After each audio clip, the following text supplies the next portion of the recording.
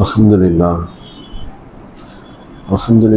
نحمده ونستعينه ونستغفره ونعوذ بالله من شرور أنفسنا ومن سيئات أعمالنا من يهده الله فلا مضل له ومن يضلل فلا هادي له وأشهد أن لا إله إلا الله وحده لا شريك له وأشهد أن محمدا عبده ورسوله أما بعد.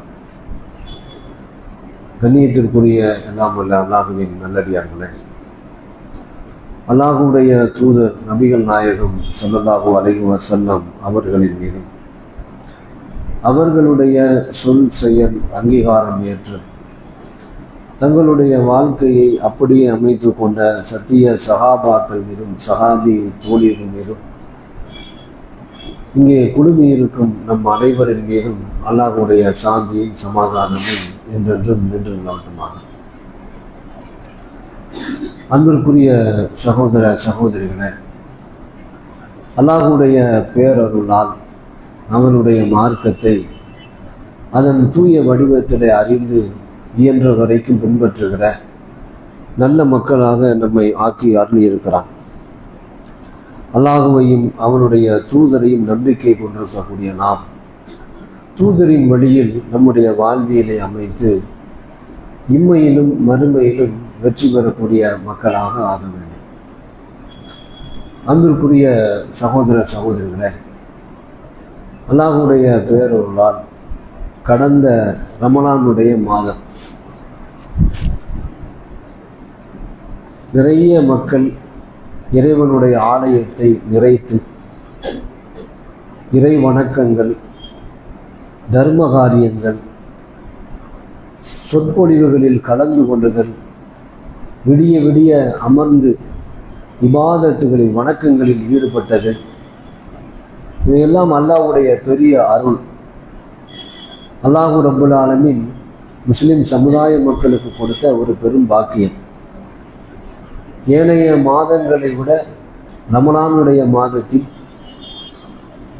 இறைவனிடத்தில் அளப்பெரிய கூலியை பெறுவதற்காக பெரும் முயற்சிகளை மேற்கொண்டு தன்னுடைய தொழில்துறைகளை எல்லாம் விட்டுவிட்டு பொருளாதாரங்களை செலவு செய்து இறைவனுக்காக பல்வேறு அமல்களை செய்த மக்கள் தான் நாம. அந்த நாளில் கேட்ட உபதேசங்கள் ஏராளம் ஏராளம். ஒவ்வொரு நாள் இரவுகளிலும் சொற்பொழிவு நிகழ்த்தப்படுவது, ஒவ்வொரு மக்களும் குர்ஆன் ஹதீஸ் பற்றிய விஷயங்களை அறிந்து கொள்வது, அதிகமாக திருக்குர்ஆனை படிப்பது, நபிகளாருடைய வரலாற்று நிகழ்வுகளை கேட்டறிவது, நபி தோழர்களுடைய வரலாறுகளை கேட்டறிவது, கேட்டு கேட்டு உள்ளம் நெகிழ்ந்து மனம் மகிழ்ந்து சிந்தையெல்லாம் விரிவாக்கப்பட்டு அல்லாஹ்வுடைய பேரருளால் ஒரு புதிய சார்ஜ் அனைவருக்கும் ஊட்டப்பட்ட நிகழ்வுகள் எல்லாம் கடந்த ரமலானுடைய மாதத்தில் நடந்தேறியது. பல்வேறு செய்திகளை கேட்டறிகிற நாம் இந்த உலகியலை கவனிக்கிற பொழுது நாமும் இந்த திருமுறை குர்ஆனின் அடிப்படையிலும் நபிகள் நாயகம் ஸல்லல்லாஹு அலைஹி வஸல்லம் அவர்களுடைய வாழ்வியல் அடிப்படையிலும் வாழ வேண்டும் என்கிற ஒரு பெரும் உத்வேகம் ஒவ்வொரு நிகழ்வை கேட்கிற பொழுதும் நமக்கு ஏற்படுகிறது. இறை ஆலயத்தை விட்டு வெளியே சென்றவுடன் இந்த உலகியல் வாழ்வு அந்த ஈமானிய வலிமையிலிருந்து லேசாக நம்மை தளர்வு ஏற்பட செய்து மீண்டும் பழைய நிலைக்கே செல்லுகிற ஒரு சூழலை நாம் சந்திக்கிறோம். ஒவ்வொருவருமே அதை அனுபவிக்கிறோம். உலகம் அப்படித்தான் இருக்கும். மனிதனுக்கு உலகம் என்ன செய்யும்? மனிதனுக்கு அப்படிதான் இருக்கும்.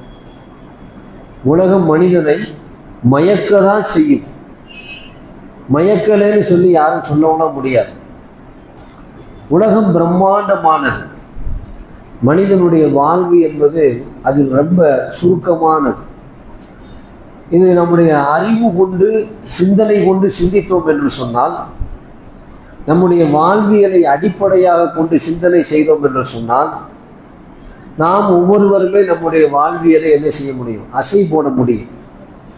அப்ப பிரம்மாண்டமான இந்த உலகியலில் மனிதனுடைய வாழ்வு என்பது மிக சுருக்கமானது அப்படின்றத நாம் புரிந்து கொள்ள வேண்டும். மனிதன் அப்படின்னு சொல்லிட்டா அதுல இந்து, முஸ்லிம், கிறிஸ்தவர்கள், பிற மதத்தவர்கள் எல்லாரும் அடங்குவாங்க. அவர்களை கடந்து முஸ்லிம்கள் மிகவும் சுருக்கமானவர்களாக ஒரு பெரும்பான்மை மனித சமூக மக்களுக்கு மத்தியில மிகவும் சுருக்கமான ஒரு சமுதாய மக்களாக வாழுகிறவர்கள் தான் முஸ்லிம்கள். உலக அளவுல பெரும்பான்மையாக முஸ்லிம்கள் வாழுகிறோம் அப்படின்னு சொல்லுகிறோம். பெரும்பான்மையாக மனிதர்கள் முஸ்லிம்களாக வாழ்ந்து கொண்டிருக்கிறார்கள். உள்ளத்தளவில் அனைவரும் ஒன்றுபட்டிருக்கிறோம். ஆனா உள்ளத்தளவில் உலக அளவில் இருக்கிற முஸ்லிம்கள் யாரும் என்ன செய்யல, ஒன்றுபடலை. சவுதிக்காரனுக்கு கத்தார்காரனை கண்டா பிடிக்கிறது இல்லை, கத்தார்காரனுக்கு ஜித்தாக்காரனை கண்டா பிடிக்கிறது இல்லை. ஆனா 85 நாடு இருக்கு அப்படின்னு நம்ம சொல்லுவோம். முஸ்லிம்கள் உலகம் முழுவதும் இருக்கிறாங்க. அவர்கள் அடிப்படையில் ஒரு காரியங்களை செய்து கொண்டிருக்கிறார்கள். உள்ளத்தளவில் ஒன்றுபட்டிருக்கிறோமா அப்படின்னா உள்ளத்தளவில் ஒன்றுபடலை. அதையும் தாண்டி ரொம்ப சுருக்கமா குர்ஆனை, ஹதீஸை அதன் தூய வடிவத்திலே அறிந்து பின்பற்ற நினைக்கிற நாம் மிகவும் சொற்பமான மனிதர்களாக இந்த உலகத்தில் வாழ்ந்து கொண்டிருக்கிறோம். அப்ப இவ்வளவு சொற்பமாக வாழுகிற மனிதர்களாகிய நாம் எவ்வளவு பெரிய மனோரீதியான வாழ்க்கையை வாழ கடமைப்பட்டிருக்கிறோம் என்பதை நாம் புரிந்து கொள்ள வேண்டும். மற்றவர்களை போன்று ஒரு வாழ்வியலை மேற்கொள்வது குர்ஆன் ஹதீஸை தூய்மையான வடிவத்தில் பின்பற்றுபவர்களுக்கான அடிப்படை கிடையாது. மற்றவர்கள் எப்படி இருக்கிறாங்களோ அப்படிதான் நானும் இருப்பேன் அப்படின்னா அவர்களில் ஒருவராக இருக்க முடியுமே தவிர வேறுபட்டவராக இருக்க முடியாது. அப்ப நாம் ஒவ்வொரு சொற்பொழிகளிலும் ஒவ்வொரு உரைகளிலும் நிறைய செய்திகளை சகோதரத்துவத்தை எடுத்து வைக்கிறோம்.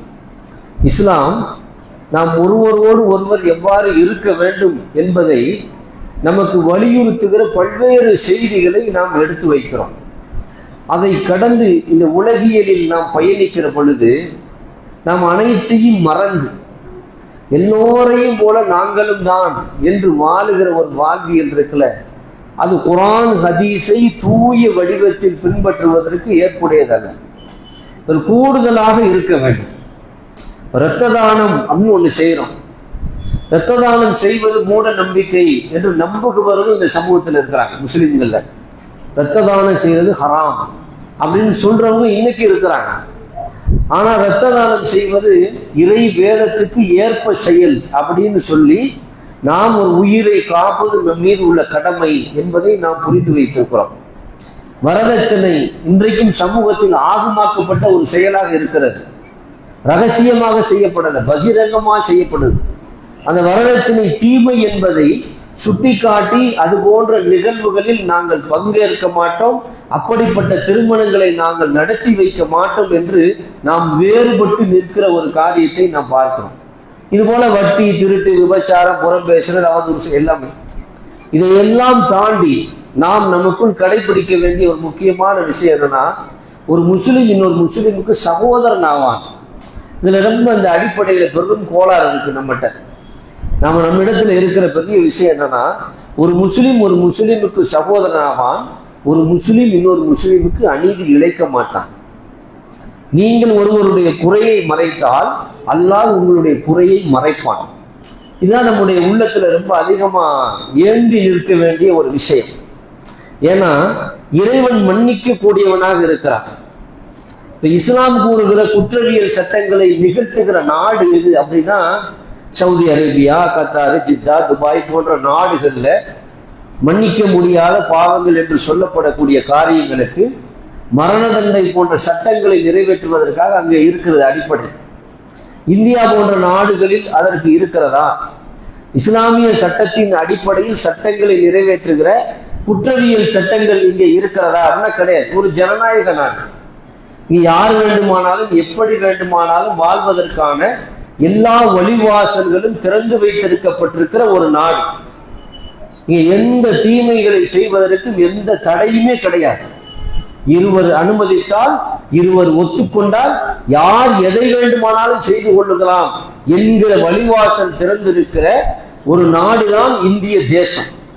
அப்படிப்பட்ட இந்த தேசத்தில் நம்முடைய முஸ்லிம் சகோதரர்கள் அறிந்தோ அறியாமலோ செய்கிற பாவங்கள், தெரிந்தோ தெரியாமலோ செய்கிற பாவங்கள், சில குற்ற செயல்கள், அதை தாண்டி அவர்கள் இஸ்லாத்தை தன்னுடைய வாழ்வியலில் இயன்ற வரைக்கும் கடைபிடிக்கிற மக்களாக பயணிக்கிற பொழுது நாம் அவர்களிடத்தில் அறிகிற குற்றங்களை சுட்டிக்காட்டி திருத்துகிற கடமையும் பொறுப்பும் நமக்கு இருக்கிறதே தவிர அவர்களை பகிரங்கப்படுத்தி அசிங்கப்படுத்தி நிராகரிப்பதற்கான வழி நம்மிடத்தில் இல்லை. ஒருவன் விபச்சாரமே செய்துவிட்டான் என்று சொன்னால் நாம் மரண தண்டனை கொடுக்க முடியுமா? கொடுக்க முடியாது. நமக்கான அதிகாரம் என்ன அப்படின்னா, நம்முடைய அதிகாரம் மன்னிப்பதுதான் சிறந்தது. எந்த ஒரு சகோதரன் தவறு செய்து விட்டாலும் இனிமேல் செய்யாத. நாம் சொல்ல வேண்டிய உபதேசம் என்னன்னா, எந்த ஒரு சகோதரன் தவறு செய்து விட்டாலும் வரம்பு மீறி விட்டாலும் இனிமேல் செய்யாதே, அதை திருத்திக் கொள் என்பதுதான் நம்முடைய அடிப்படை. அவ்வளவுதான் நமக்கான அதிகாரம் இருக்கிறது. நாம் அந்த அதிகாரங்களை தாண்டி தூய்மையானவர்களாக மாற வேண்டும் என்கிற அதிகாரத்தை நம் மீது பூசிக்கொள்ள ஆசைப்பட்டால் நாம் செய்கிற தவறுகளும் ஒரு நாள் பகிரங்கப்படும். நம்மை மன்னிக்க மறுத்துவிடும் நம்முடைய சமூகம். இங்கு யாரும் சுபஹான் அல்லாஹ் கிடையாது. அல்லாஹ் ஒருத்தன் தான் சுபஹான் அல்லாஹ். தவறுக்கு அப்பாற்பட்ட எந்த மனிதனும் உலகத்துல கிடையாது. தவறு செய்யக்கூடியவன் தான் மனிதன். தவறு செய்வதில் வித்தியாசம் இருக்கும், கூடுதல் இருக்கும், குறைச்சல் இருக்கும். ஒரே தவறை எல்லாரும் செய்ய மாட்டாங்க. ஒவ்வொரு விதமான தவறுகள் இருக்கும், ஒவ்வொரு விதமான தவறுகள் இருக்கும்.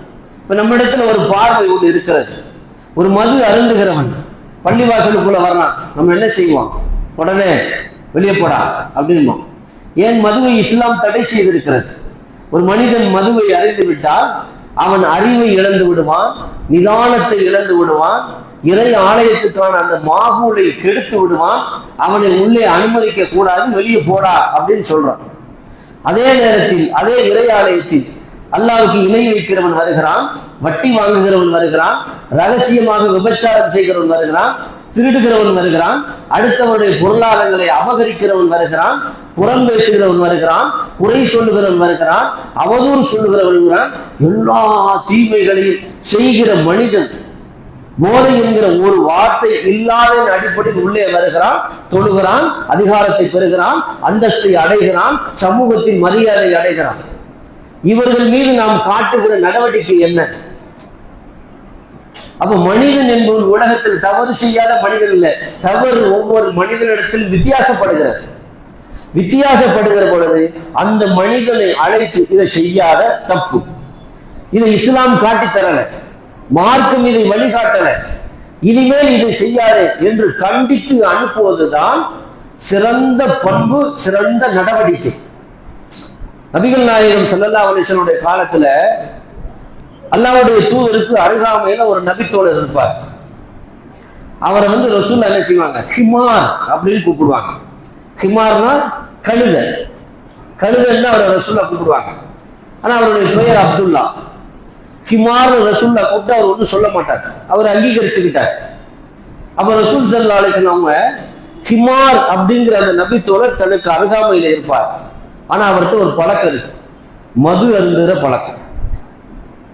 அவர் மது அருந்திட்டு வந்தாருன்னா அல்லாஹ்வுடைய ரசூல் அவர்கள் மது அருந்துபவர்களுக்கு என்ன சட்டமோ, ரசூல்ல சட்டம் நிறைவேற்ற முடியும்ல, அந்த சட்டத்தை நிறைவேற்றுங்க. கட்சி டவலை கொண்டு அடிக்கிறது, 40 அடி 50 அடி அடிக்கிறது, அல்லது செருப்பை கொண்டு அடிக்கிறது, இதுதான் சட்டம். இந்த சட்டத்தை நிறைவேற்றுவாங்க. இந்த சட்டத்தை நிறைவேற்ற சொன்ன அல்லாஹ்வுடைய ரசூல் அவர்கள் ஒருத்தர் அடிக்கும் போது சொல்றாரு, இதெல்லாம் விளங்கவே மாட்டார் அப்படின்னு சத்தம் அடிக்கிறார். ஏய் நிறுத்து அப்படின்ட்டாங்க.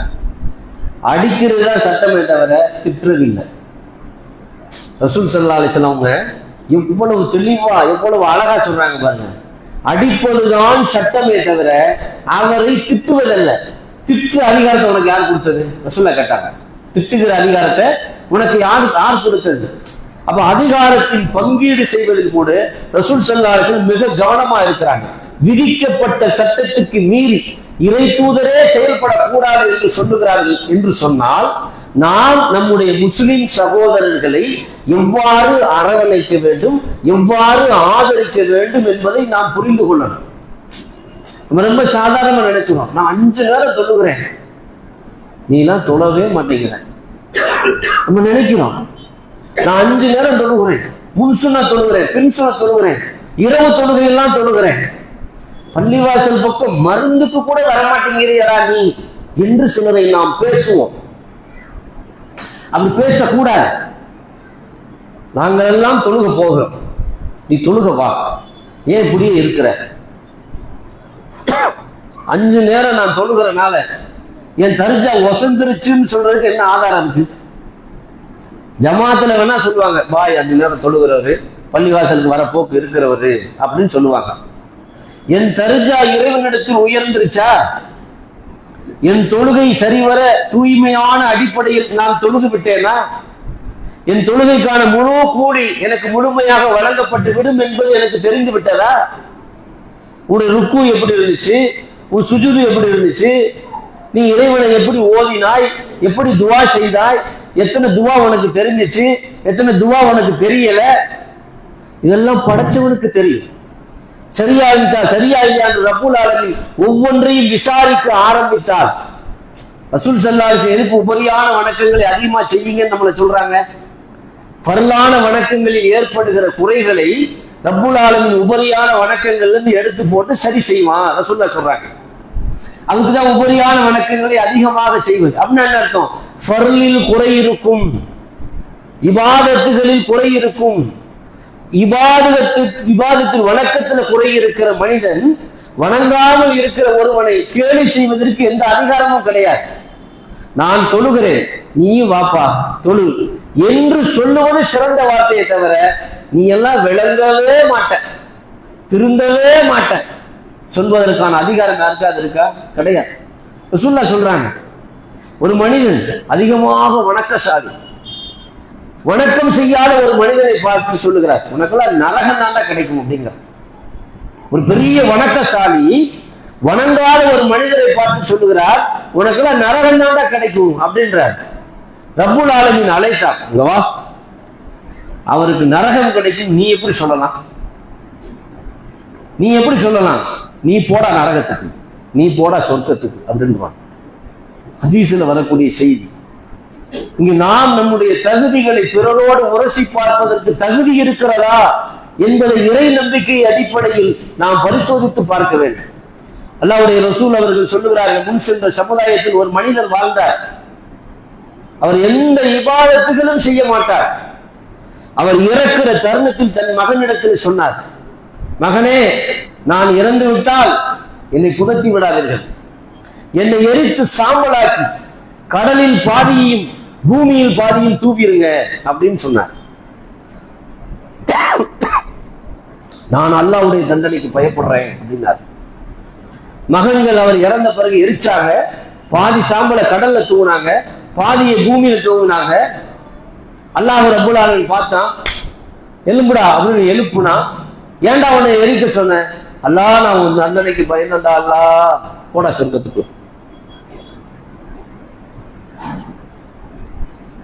அப்ப இறைவனிடத்தில் தகுதி உடையவர்கள் யார் என்பதை நாம் நம்முடைய செயலை வைத்து நாமே முடிவு செய்து விடக் கூடாது. ஒரு முஸ்லிம் இன்னொரு முஸ்லிமுக்கு சகோதரன். எப்பொழுதும் ஒரு முஸ்லிம் இன்னொரு முஸ்லிமை அரவணைக்க கூடியவனாக இருக்க வேண்டுமே தவிர, விமர்சிக்க கூடியவனாக, கடும் சித்தமுடையவனாக, நடவடிக்கை எடுக்கக்கூடியவனாக, அதிகார துஷ்பிரயோகம் செய்யக்கூடியவனாக நாம் இருக்கவே கூடாது. மன்னிப்பு தான் ஒரு மனிதனுடைய வாழ்வில் இருக்கிற பிரதானமான ஒரு அமல். பிரதானமான ஒரு அமல். தண்டிப்பதை விட மன்னித்து பாருங்கள், அதில் ஒரு சுவை இருக்கிறது. நீங்க தண்டிக்கிறத விட மன்னித்து பாருங்கள். ஒவ்வொரு பெற்றோர்களும் உங்களுடைய வீடுகளில் உங்களுடைய பிள்ளைகளில் ஏதோ ஒரு காரணத்துக்காக அடிச்சிருப்பீங்க, ஏதோ ஒரு காரணத்துக்காக உங்க பிள்ளையை அடித்திருப்பீர்கள். அடித்த நிமிடத்தில் அவன் மனம் சோர்வடைந்து கண்ணீர் மல்க அழுது ஒரு ஓரமாக அமர்ந்திருக்கிற அந்த காட்சியை பார்த்த அடுத்த கன வினாடியில் நம்முடைய உள்ளம் இலகி, வாடா வாத்தா அத்தா கூப்பிடுறேன்ல வா என்று அழைத்து அவனை அரவணைத்து கண்ணீரை துடைப்படமா மன்னிப்பின் அடுத்த வெளிப்பாடு. ஆஹா, அவசரப்பட்டு பிள்ளைய அடிச்சு தண்டிச்சிட்டோமே, அவனுக்கு என்ன தெரியும், சின்ன பையன் தானே, விவரம் இல்லாதவன் தானே, பெரிய பெரிய எரும மாடெல்லாம் தப்பு செய்யுது, இதை போய் நம்ம அடிச்சிட்டோமே என்று உடனே மனம் மாறி அவனை மன்னித்து அரவணைக்கிற பொழுது, அவன் கண்ணீரை திடைக்கிற பொழுது, அவன் நம்மை கட்டி அணைக்கும் பொழுது உடனே பைக்ல தூக்கிட்டு போய் 1000, 500, 200, 100 செலவு பண்ணி வீட்டுல கொண்டாந்து இறக்கி விடுறோம்ல, அதுல ஒரு சுவை இருக்குல்ல, அந்த சுவையை தன் சகோதரனிடத்தில் உணர வேண்டும். அந்த சுவையை எப்ப உணரணும்னா தன் சகோதரனிடத்தில் உணர வேண்டும். அதான் ரசூலுல்லாஹ் ஸல்லல்லாஹு, ஒருவர் செய்த குறையை நீ மறைத்தால் உன் குறையை அல்லாஹ் மறைக்கிறான். நீ சுயநலவாதியா கூட வாழ். என் குறை மறைக்கப்படணும்னா நான் அவன் குறையை மறைக்கணும். என் குறை பகிரங்கப்பட நான் ஆசைப்படுவேனா? நான் செய்கிற தீமைகள் பகிரங்கப்படணும்னு ஆசைப்படுவேனா? ஆசைப்பட மாட்டேன்ல. நான் என்னெல்லாம் செய்கிறேன்னு சொல்லி யாருக்கு தெரியும்? யாருக்கும் தெரியாது. படைச்சவனுக்கு தெரியும், எனக்கு தெரியும். என் குறை பகிரங்கப்பட நான் ஆசைப்பட்டால் அதை நான் விரும்ப மாட்டேன். பிறரின் குறை பகிரங்கப்படணும் ஏன் நீ ஆசைப்படுற? பிறரின் குறை பகிரங்கப்பட வேண்டும் என்று நீ ஆசைப்படுகிறாய். பிறரின் குறையை நீ மறைக்காவிட்டால் உன் குறையை அல்லாஹ் அம்பலப்படுத்துவான். நீ ஒரு சின்ன சபையில நம்ம வச்சு ஒருத்தர் குறைய சொல்லிடுவோம். எப்படிப்பட்ட ஆள் தெரியுமா? அது மோசமான ஆளு அப்படின்னு சொல்லிடுவோம். அப்படியா? நீ எப்படிப்பட்ட ஆள் என்பதை நீ 4 பேருக்கு மத்தியில் வச்சு இன்னொருத்தர் குறையை சொன்னா 40 பேருக்கு மத்தியில் வைத்து அல்லாஹ் உன் குறையை சொல்லுவான். அதை விட பெரிய சபையில வச்சு அம்பலப்படுத்துவான். அதை விரும்புவோமா? ஆசைப்படுவோமா? அப்ப நாம் பெற வேண்டிய படிப்பினைகள் என்பது பெரும் கல்வியில் இது முதன்மையானது. நான் பெற வேண்டிய படிப்பினையில மன்னிப்பு. யாரை மன்னிக்கிறீங்க? நான் கேட்கிறேன், யாரை மன்னிக்கிறீர்கள்? RSS காரனை மன்னிக்கிறீங்களா? பிஜேபி காரனை மன்னிக்கிறீங்களா? நயவஞ்சகனை மன்னிக்கிறீங்களா? இல்ல லா இலாஹ இல்லல்லாஹ் முஹம்மது ரசூலுல்லாஹ் என்ற கலிமாவை நம்பிக்கை கொண்ட என் சகோதரனை நான் மன்னிக்கிறேன். என்ன இருக்கு?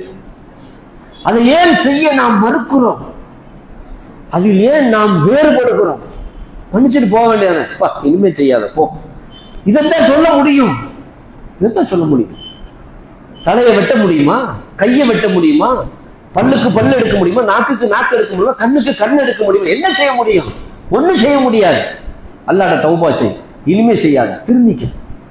ரசூல் ஸல்லல்லாஹு அலைஹி வஸல்லம் காலத்துல ஒரு நபி தோழர் அது சொல்றாரு, அல்லாஹ்வுடைய தூதரே நான் விபச்சாரம் செய்து விட்டேன் அப்படிங்கிறார். நிறைய பயான் இந்த செய்தியை கேட்டிருப்பீங்க. இறையச்சத்துக்கு ஒப்பா இந்த தகவலை நாம் பதிவு செய்வோம். நான் விபச்சாரம் செய்து விட்டேன் அப்படிம்பார். ரசூலுல்லாஹ் என்ன செய்வாங்க? அப்படி முகத்தை அப்படி திருப்பிக்குவாங்க. இந்த பக்கம் வந்து நிற்பார். அல்லாஹ்வுடைய தூதரே நான் விபச்சாரம் பண்ணி விட்டேன் அப்படிம்பார். இப்படி முகத்தை திருப்பிக்குவாங்க. அந்த பக்கம் வந்து நிற்பார். அல்லாஹ்வுடைய தூதரே நான் விபச்சாரம் செஞ்சுட்டேன். ரசூலுல்லாஹ் ஏன் முகத்தை திருப்புறாங்க? இந்த ஆள் போகட்டும் விடு, இந்த ஆளு போகட்டும் விடு, நம்ம முகத்தை திருப்பினா என்னடா முகத்தை திருப்பினாங்கன்னா கிளம்பிடுவாருன்னு திருப்புறாங்க. அவரு திரும்ப நான் விபச்சாரம் செஞ்சுட்டேன்னு சொல்றேன். அட போப்பா, முத்தம் கொடுத்துருப்பேன் அப்படிங்கிறாங்க. விபச்சாரத்துக்கு என்ன தண்டனை? கல்லால் அடிச்சு கொல்ற தண்டனை. என் தோழன் என்னிடத்தில் வந்து நான் விபச்சாரம் செய்து விட்டேன் என்று சொல்லுகிறார். அடுத்த கணம் அவருக்கு நான் செய்ய வேண்டிய பணி என்ன? கல்லால் அடித்து கொல்லுவது. அதை ரசூலுல்லாஹ் விரும்பல. இப்படி திரும்புறாங்க, சாட்சி இல்ல, ஆதாரம் இல்ல, இப்படி திரும்புறாங்க. அப்படி திரும்புறாங்க, போப்பா முத்த கொடுத்துருப்ப அப்படிங்கிறாங்க. இல்ல நான் உபச்சாரம் தான் பண்ணிட்டேங்கிறாங்க. பைத்தியமான் பாருங்கப்பா, எத்தனை துணி தூதரினுடைய வரலாற்றில் பைத்தியமான் பாருங்க அப்படிங்கிறாங்க. செக் பண்றாங்க. அல்லாஹ்வுடைய தூதரே ஆள் கரெக்டா தான் இருக்காரு, சரியா இருக்காரு, சரி அடிச்சு கொள்ளுங்க. வழி இல்லை, சட்டத்தை நிறைவேற்றி ஆகணும்ல, அடிச்சு கொள்ளுங்க. அடித்து கொள்ளுகிறார்கள், அடிக்கிறார்கள். அவரை கல்லால் அடிக்கிறார்கள். வலி தாங்க முடியாமல் அவர் ஹர்ரா என்ற பாறைக்கு இடையில் சென்று ஒழிகிறார். ஜாபீர் சொல்லுகிறார், நாங்கள் அவரை இழுத்து வைத்து அடித்தோம், அல்லாஹ்வுடைய தூதரே விட்டிருக்க கூடாதப்பா. அதனால்தான் ஓடி ஒளிகிறாங்களே, விட்டிருக்க கூடாதா.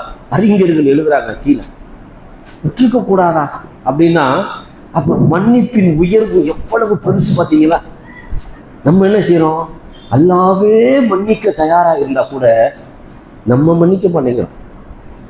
அல்லாவே மன்னிக்க தயாரா இருந்தா கூட நம்ம என்ன செய்ய மாட்டோம், மன்னிக்க தயாரா இல்லை. அது என்ன சாதாரண குற்றமா, எத்தனை பெரிய தெரியுமா, என்ன இந்தியாவை காட்டியா கொடுத்துட்டான், இல்ல இந்திய தேசத்தை காட்டி கொடுத்துட்டாங்க, தூதரகத்துல ஏதாவது பண்ணி வச்சுட்டாங்க. என்ன பண்ண, ஒன்னும் சிகரெட் குடிச்சிருப்பான், இல்ல தண்ணி அடிச்சிருப்பான், இல்ல விபச்சாரம் பண்ணியிருப்பான், இல்ல திருடி இருப்பான், இல்ல ஏதாவது கெட்ட பழக்க வழக்கங்கள் ஈடுபட்டிருப்பான். அதை திருந்துறதுக்கு வழி என்ன, நிராகரித்துக் கொண்டே இருந்தால் அவனை அரவணைப்பது யார்? அரவணைங்க, அழையுங்கள், நற்பாதையை அவனுக்கு காட்டுங்கள். நற்பாதை காட்டாத வழி இல்லாத நிறைய பேர் வழிகத்தில் சென்று கொண்டிருக்கிறார்கள். அப்ப ரசூல் ஸல்லல்லாஹு அலைஹி வஸல்லம் வாழ்க்கையில இதெல்லாம் நம்ம படிக்கிறோம். முதல்ல நாம் சுபஹான் அல்லாஹ் என்கிற எண்ணத்திலிருந்து இறங்கணும். முதல்ல என்ன இறங்கணும், நான் தூய்மையானவன் என்கிற எண்ணம் இருக்குல்ல, முதல்ல அதுல இருந்து இறங்கணும். நான் தவறு செய்யக்கூடியவன் தான் என்கிற எண்ணத்தோடு தான் வாழணும். அப்பதான் பிறரின் தவறு நமக்கு பெரிதாக தெரிந்து அவன் மீது அதிகாரம் செலுத்துகிற சிந்தனை நமக்கு வராது, அவனை அரவணைக்கிற சிந்தனை நமக்கு வரும். அதன் அடிப்படையில் வாழ்கிற நல்ல மக்களாக அல்லாஹ் ரப்பல் ஆலமீன் உங்களையும் நம்மையும் ஆக்கி அருள்புரிவானான் என்று கூறி என்னுடைய முதல் உரையை நிறைவு செய்கிறேன். வாஹிருதவானா அல்ஹம்துலில்லாஹி ரப்பில் ஆலமீன். அஸ்ஸலாமு அலைக்கும் வரஹ்மத்துல்லாஹி வபரகாத்துஹு. உள்ள வாங்க, அல்ல வெளியே நிற்கிறேன்.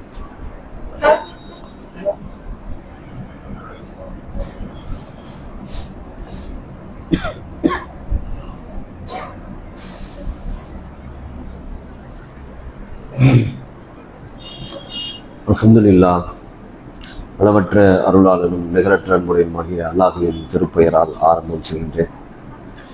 கண்ணியத்திற்குரிய சகோதர சகோதரிகளே, அல்லாஹ்வுடைய பேரருளால் இறைவனுடைய மார்க்கமாகிய இஸ்லாத்தை நாம் அடைந்திருக்கிறோம், பெற்றிருக்கிறோம். அடைந்த நோக்கத்தையும் பெற்ற நோக்கத்தையும் நம்முடைய வாழ்வியலில் நிறைவேற்றுவது ஒவ்வொரு முஸ்லிம்களின் மீதும் உள்ள கடமை. இப்போ அனைத்து பள்ளிக்கூடங்களும் 2 மாத காலங்கள் விடுமுறை விட்டுருக்குறாங்க. உங்களுடைய குழந்தைகள் பிள்ளைகள் எல்லாருமே வீட்டில் இருப்பாங்க. இந்த 2 மாத காலங்களை மார்க்கத்தை அறிந்து கொள்வதற்கான சரியான வழிமுறைகளை கண்டறிந்து உங்களுடைய பிள்ளைகளுக்கு மார்க்க கல்வியை கொடுக்க முயற்சி பண்ணுங்க. ஏன்னா மற்ற மாதங்கள் எல்லாமே 12 மாதங்களும் பள்ளிக்கூடம் இருக்கிற 12 மாதமும் காலையில் 7 மணிக்கு பள்ளிக்கூடம் போயிடுறான், சாயங்காலம் 5 மணி 6 மணிக்கு வர்றான், வந்தவுடனே டியூஷனுக்கு போயிடுறான், டியூஷன் முடிச்சுட்டு வீட்டுக்கு வந்தோடனே ஹோம்ஒர்க்கு செய்கிறான், ஹோம்ஒர்க்கு செஞ்சோடனே நைட் டிஃபன் சாப்பிட்றான், சாப்பிட்டுட்டு படுத்து தூங்கிடுறான், திரும்ப காலையில் 7 மணிக்கு எந்திரிச்சிடறான், போயிடுறான். இதுவே ரெகுலரான வாழ்க்கை. வாரத்தில் 1 நாள் 1.5 நாள் லீவு கிடைக்குது, அந்த நாள் விளையாட்டில் கழிச்சுக்கிட்டே இருக்கிறான். இப்போ இந்த 2 மாத காலம் அவனுக்கு இந்த உலகியல் கல்வி என்பது கிடையவே கிடையாது. முழுக்க முழுக்க ஃபுல்லாக லீவு விட்டுட்டாங்க. இந்த லீவு விட்ட இந்த தருணத்தை பெற்றோர்கள் பயன்படுத்தி பிள்ளைகளுக்கு மார்க்க கல்வியை கற்றுக்கொள்வதற்கான ஒரு வழிமுறைகளை நீங்கள் உருவாக்குங்க. அதுதான் பெற்றவங்க செய்கிற கடமை. நீங்கள் திருக்குரானுடைய அது நிறைய வசனங்கள் இருக்குது, அது பேசின ரொம்ப நேரம் போயிடும். திருக்குரானுடைய 31வது அத்தியாயம், லுக்மான் அலைஹிஸ்ஸலாத்து வஸ்ஸலாம் அவர்களுடைய பெயரால அந்த அத்தியாயம் இருக்கும். அந்த அத்தியாயத்தை எடுத்து ஒவ்வொரு தகப்பன்மார்களும் படிச்சு பாருங்க. அல்லாஹ் சொல்றான், அதுல ஒரு தந்தை தன் மகனுக்கு எதெல்லாம் சொல்ல வேண்டும் என்பதை ரப்புல் ஆலமீன் திருக்குரானுடைய 31வது அத்தியாயத்துல சொல்லி இருக்கிறான். அதனால நீங்க அந்த அத்தியாயத்தை எடுத்து ஒவ்வொரு தந்தைமார்களும் படிங்க, தன்னுடைய பிள்ளைகளுக்கு உபதேசம் பண்ணுங்க. அதன் வழியில் தங்களுடைய பிள்ளைகளை உருவாக்குவதற்கான இந்த விடுமுறை காலங்களை பயன்படுத்திக் கொள்ளுமாறு உங்களை கேட்டுக்கொள்கிறேன். அடுத்தபடியா நம்ம இந்த வாரம் ஜும்மாவுடைய வெளியில துண்டு வசூல் நம்ம ஏழைகளுக்கு உணவளிச்சுக்கிட்டு இருக்கிறோம். அது 102 103வது நாட்களை கடந்து போய்கிட்டு இருக்கு. அல்லாஹ்வுடைய கிருபையில ஒரு நபருக்கு 30 ரூபா வீதம் ஏழைக்கு உணவளிக்கிறது. அது வெளியில இன்னைக்கு துண்டு ஏந்தி நிற்பாங்க. தாராளமாக அதுக்கு பொருளாதார உதவி செய்யுங்க. அதே மாதிரி வாரந்தோறும் புதன்கிழமை பெண்களுக்கான மார்க்க சொற்பொழிவு நிகழ்ச்சி நடைபெறும். அதில் அனைவரும் கலந்து கொள்ளுமாறு கேட்டு நிறைவு செய்கிறேன். வாஹிரு தஅவானா அல்ஹம்துலில்லாஹி ரப்பில் ஆலமீன். அஸ்ஸலாமு அலைக்கும் வரஹ்மத்துல்லாஹி வபரகாத்துஹு.